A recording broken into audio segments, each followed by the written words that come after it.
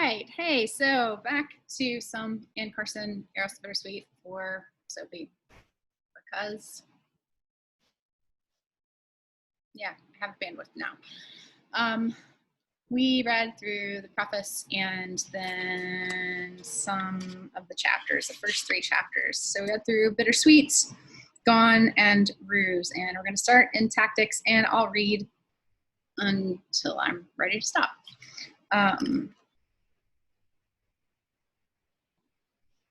All right, chapter 4, tactics.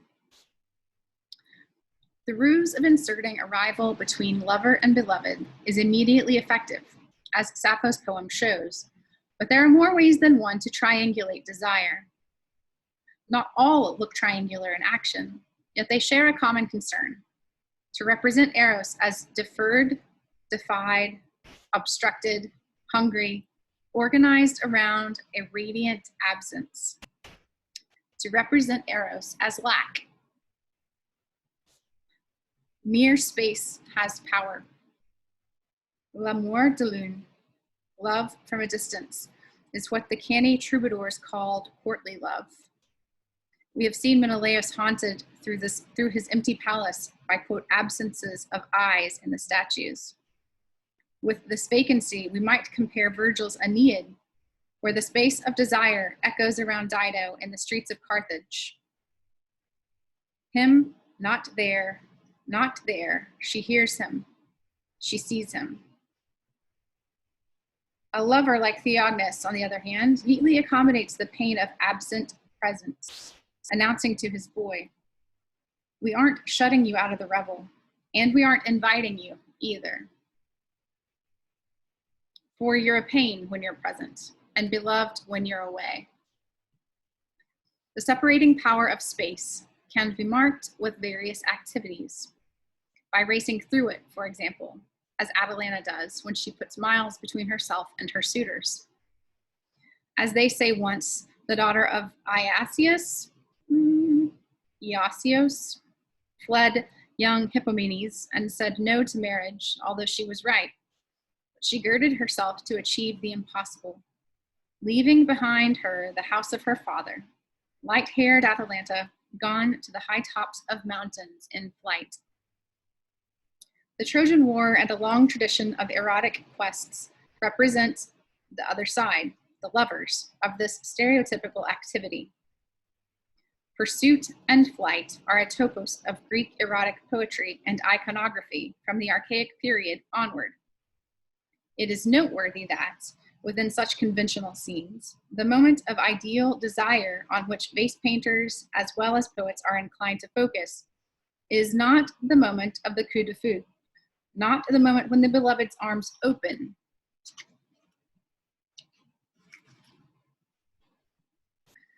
Not the moment when the beloved's arms open to the lover, not the moment when the two unite in happiness.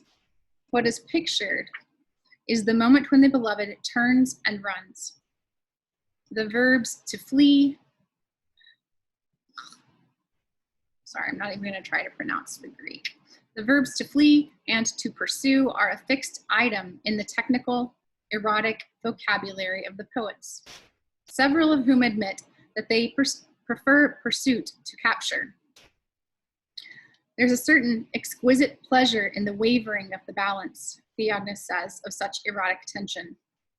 Callimachus characterizes his own Eros as a perverse hunter, bypassing game that lies available, where it knows only to pursue what flees. Lovers who do not wish to run may stand and throw. An apple is the traditional missile in declarations of love. The lover's ball, or sphaira, is another conventional mechanism of seduction, so often tossed as a love challenge that it came to emblematize the god himself as Eros' ball player in later verse. The glance of the eye can be an equally potent projectile. The poets call upon a vocabulary of innuendo that ranges from the slantwise stare of a flirting Thracian filly to Astimilosia's, Astimilosia's glance, more melting than sleep or death, and the limb-dissolving gaze of Eros himself, down from underneath blue eyelids. The poets call upon a vocabulary of innuendo that ranges from the slantwise stare of a flirting Thracian filling, to Astimilosia's glance, more melting than sleep or death. The glance is more melting than sleep or death, and the limb-dissolving gaze of Eros himself, down from underneath blue eyelids. Eyelids are important. From the eyelids may issue an erotic emotion that sets the interval between two people vibrating. Eidos dwells upon the eyelids of sensitive people, as does Hybris upon the insensitive. A wise man would know this. Eidos, or shamefastness, is a sort of voltage of decorum, discharged between two people approaching one another for the crisis of human contact, and instinctive and mutual sensitivity to the boundary between them. It is the shame suitably felt by a suppliant at the hearth, a guest before his host, youth making way for old age, as well as the shared shyness that radiates between lover and beloved. The proverbial residence of Eidos upon sensitive eyelids is a way of saying that Eidos exploits the power of the glance by withholding it, and also that one must watch one's feet to avoid the misstep of Hybris. In erotic contexts, Eidos can demarcate like a third presence, as in a fragment of Sappho that records the overture of a man to a woman. I want to say something to you, but Eidos prevents me. The static electricity of erotic shame is a very discreet way of marking that two are not one. The static electricity of erotic shame, Eidos, is a very discreet way of marking that two are not one. More vulgarly, Eidos may materialize as an object or a gesture. Here again, the conventions of Greek vase painting assist our understanding of poetic nuances. Erotic scenes on vases offer clear evidence that Eros deferred or obstructed, rather than Eros triumphant, is the favored subject. Pederastic vases frequently depict the following moment. A man touches a boy on chin and genitals, the customary gesture of erotic invitation, while the boy responds with the equally customary gesture of dissuasion, right arm turning away the man's hand from his chin. One vase has the inscribed dialogue, "Let me, stop it." This image of the two courtship gestures intersecting at a moment of impasse seems to summarize erotic experience for these painters. Eros is often sweeter when he is being difficult, says a Hellenistic poet. Heterosexual scenes in Greek poetry, as well as visual art, make significant use of the woman's veil. A chaste wife, like Penelope in Homer's Odyssey, holds her veil up on either side of her face when confronting suitors, while Medea's decision to abandon chastity for Jason is indicated by holding her veil aside. Plato takes over the motif of veiling in an erotic scenario between Socrates and Alcibiades in his Symposium. Alcibiades is recounting the frustrations of his love affair with Socrates. The affair is getting nowhere because Socrates steadfastly fails to respond to Alcibiades' beauty. Even when they sleep in the same bed, nothing happens. A cloak comes between them. Well, goodness, I'm not reading very well today. Sorry, Sophie. Well, after I had exchanged these words with him, I got up and without permitting the man to say anything more, wrapped my own cloak around him. It was winter.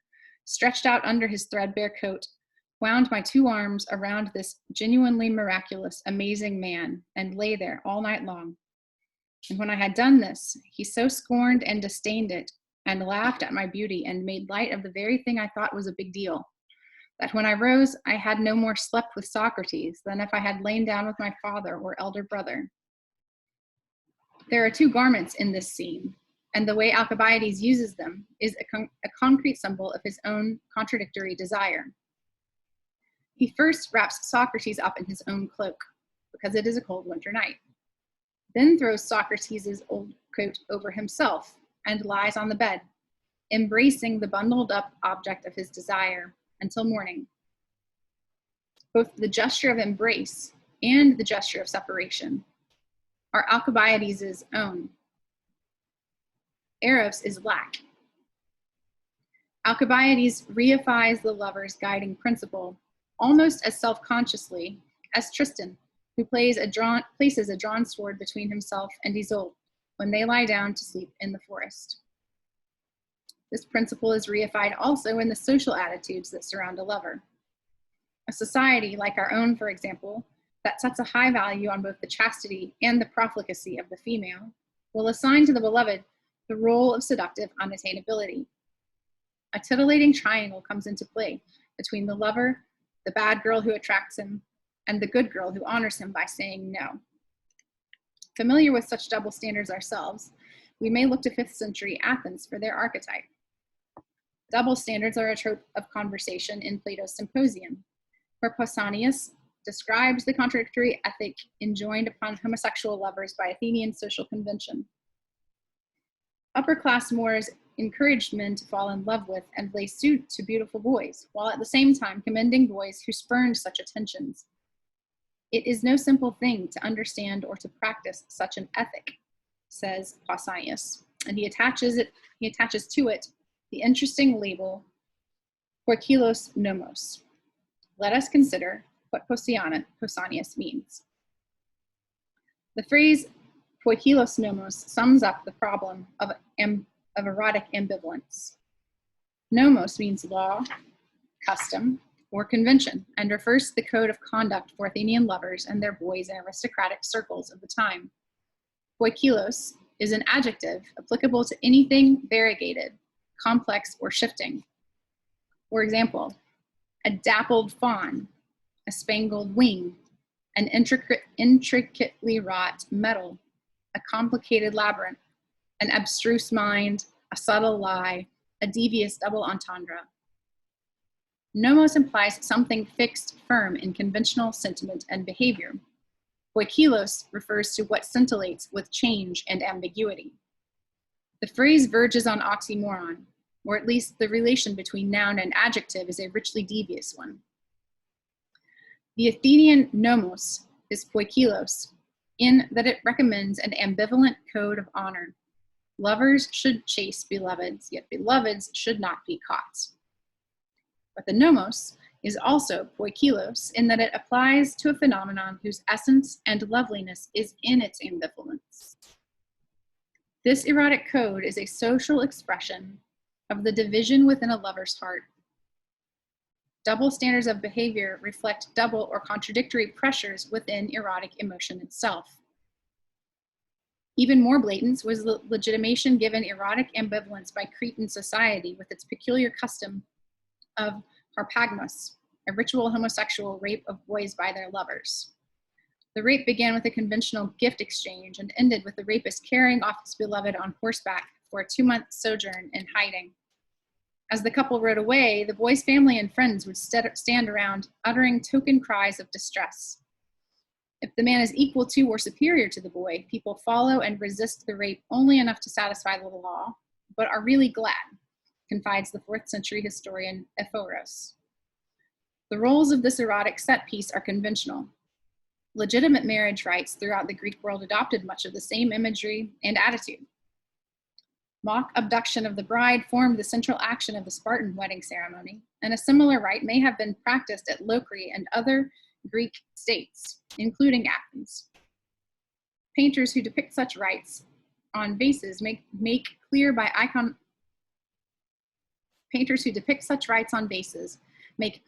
iconographic details of posture, gesture, and facial expression that a scene of resistance and tension is being represented, not a happy and harmonious elopement. The abducting bridegroom may hold his bride diagonally across his body as he mounts the wedding chariot. The bride expresses unwillingness by various startled gestures of the left hand and arm.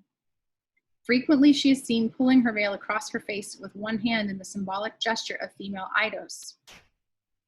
It should be emphasized that these paintings, although evocative of mythical prototypes like the rape of Persephone, are not in themselves to be interpreted as mythical scenes, but as ideal representations of normal wedding rites, bristling with ambiguities as such rituals do in many cultures. Anthropologists explain the ambiguities from many different angles, for marriage finds analogies in war, initiation, death, or a combination of these in various societies. From beneath these social and religious layers, however, a fundamental emotional fact exerts its shaping pressure on iconography and ritual contempt. From beneath these social and religious layers, however, a fundamental emotional fact exerts its shaping pressure on iconography and ritual concept, Eros. Such societal and aesthetic sanction given at once to lovers' pursuit and beloved's flight has its image on Greek vases as a moment of impasse in the ritual of courtship, its conceptual ground in the traditionally bittersweet character of desire. Odi et amo intersect. There is the core and symbol of Eros in the space across which desire reaches. The reach. Maybe I will read better this chapter. There's a little like epigraph at the beginning from John Donne's The Prohibition. Lest thou thy love and hate and me undo, to let me live, O love and hate me too. A space must be maintained or desire ends. Sappho reconstructs the space of desire in a poem that is like a small, perfect photograph of the erotic dilemma. The poem is thought to be an epithalamium, or part of an epithalamium, because the ancient rhetorician Eros alluded to it in the course of a discussion of weddings, saying, "It was Sappho who likened a girl to an apple, and compared a bridegroom to Achilles." We cannot certainly say whether Sappho composed this poem for a wedding and intended it as praise of a bride, but its overt subject remains clear and coherent. It is a poem about desire. Both its content and its form consist in an act of reaching. As a sweet apple turns red on a high branch, high on the highest branch, and the apple pickers forgot. Well, no, they didn't forget. Were not able to reach. The poem is incomplete, perfectly. There is one sentence which has no principal verb or principal subject because the sentence never arrives at its main clause. It is one simile whose point remains elusive since the comparandum never appears. It may be from an epithalamium, but it seems precarious to say so in the absence of the wedding party. If there is a bride, she stays inaccessible. It is her inaccessibility that is present. As the object of comparison suspended in line 1, it exerts a powerful attraction, both grammatical and erotic, on all that follows. But completion is not achieved, grammatical or erotic. Desiring hands close on empty air in the final infinitive, while the apple of their eye dangles perpetually inviolate 2 lines above. The action of the poem occurs in present indicative verbs that attain, with the last word, infinite disappointment. This final falling short is gently, repeatedly prepared by what comes before. The 3 lines of the poem follow the poet's mind on a trajectory through perception to judgment, a trajectory on which both the perception of the apple and the judgment of why it is where it is suffer self-correction.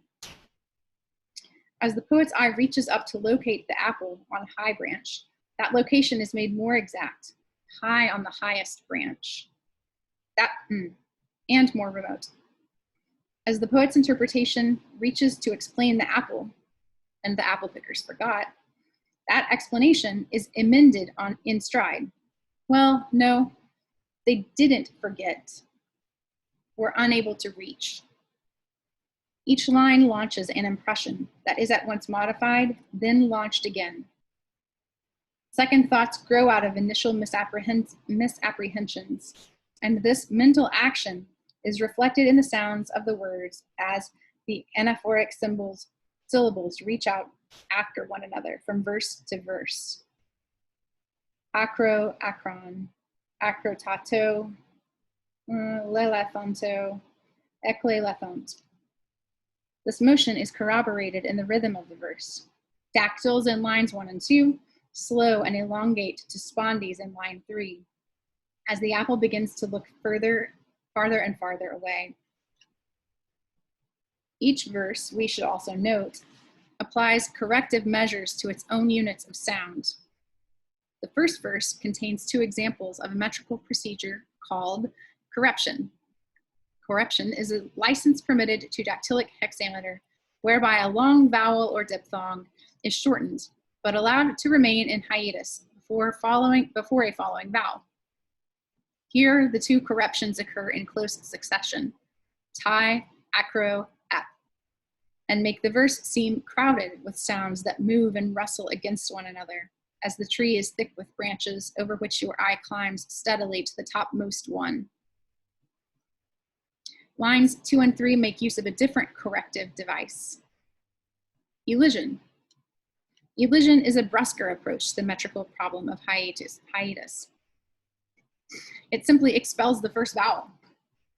Elision occurs once in the second line, ep, ac, and 3 times in the third verse, thont, al, ook, edunant, ep. Both corruption and elision may be regarded as tactics to restrain a unit of sound from reaching beyond its proper position in the rhythm. The tactics differ in permissiveness, for the former partially concedes, while the latter entirely curtails the reach. Or one might think of corruption as a sort of metrical décolletage in contrast to elision, which bundles the too tempting vowel quite out of sight. One gets the sense as the poem proceeds of a gradually imposed constraint. The reaching action of desire is attempted again and again in different ways through the different lines. With each line, it becomes clearer that the reach will not succeed. The triple elision of line 3 is conspicuous. Lines 1 and 2 permit the poet's eye a comparatively uninhibited ascent to the topmost apple. Line 3 crops the apple picker's hands in midair. There are 5 elisions in the poems, of which 3 affect the preposition epi. This word deserves our closer attention, for it is crucial to the etymology and morphology of the poem.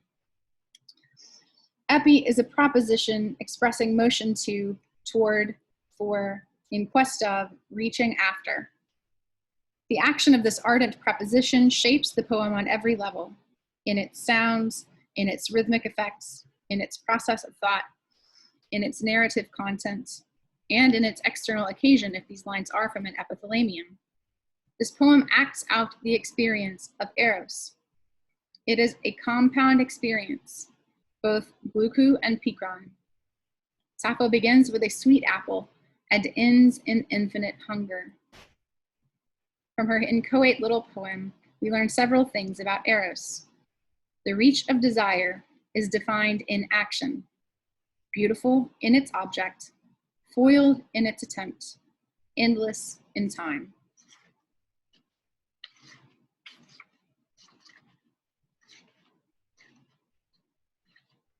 Okay, one more. Finding the edge.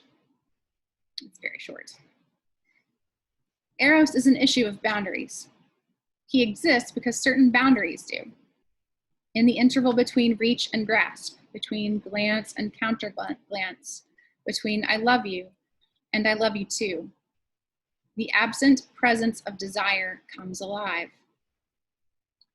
But the boundaries of time and glance and I love you are only aftershocks of the main, inevitable boundary that creates Eros. The boundary of flesh and self between you and me.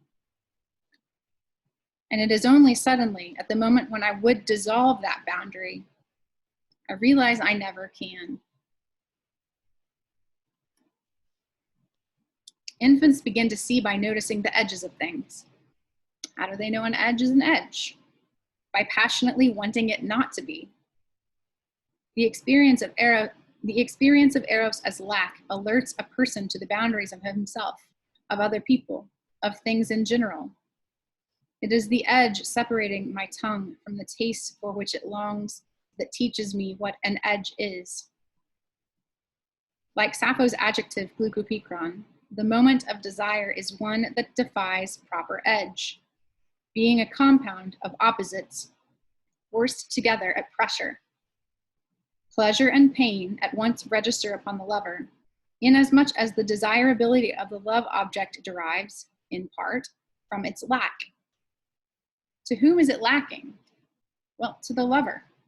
If we follow the trajectory of Eros, we consistently find it tracing out this same route. It moves out from the lover toward the beloved, then ricochets back to the lover himself and the hole in him, unnoticed before. Who is the real subject of most love poems? Not the beloved. It is that whole. When I desire you, a part of me is gone. My want of you partakes of me. So reasons the lover at the edge of Eros. The presence of want awakens in him nostalgia for wholeness. His thoughts turn toward questions of personal identity. He must recover and reincorporate what is gone if he is to be a complete person. The locus classicus for this view of desire is the speech of Aristophanes in Plato's Symposium. Here, Aristophanes accounts for the nature of human eros by means of a fantastic anthropology. Human beings were originally round organisms, each composed of two people, joined together as one perfect sphere. These rolled about everywhere and were exceedingly happy, but the spherical creatures grew over-ambitious, thinking to roll right up to Olympus. So Zeus chopped each of them in two. As a result, everyone must now go through life in search of the one and only other person who can round him out again. Sliced in two like a flatfish, says Aristophanes, each of us is perpetually hunting for the matching half of himself. Most people find something disturbingly lucid and true in Aristophanes' image of lovers as people cut in half. All desire is for a part of oneself gone missing, or so it feels to the person in love. Aristophanes' myth justifies that feeling in typical Greek fashion by blaming the whole situation on Zeus. But Aristophanes is a comic poet. We might look for a more serious exegesis to more serious lovers. A feature of their reasoning will at once strike us. It is outrageous.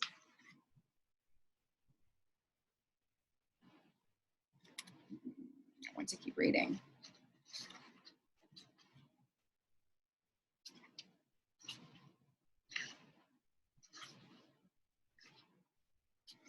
Okay, I want to keep reading, but maybe that is the perfect place to stop, so I'll pick this back up sooner rather than later. Anyway, 3 more chapters. Until next time.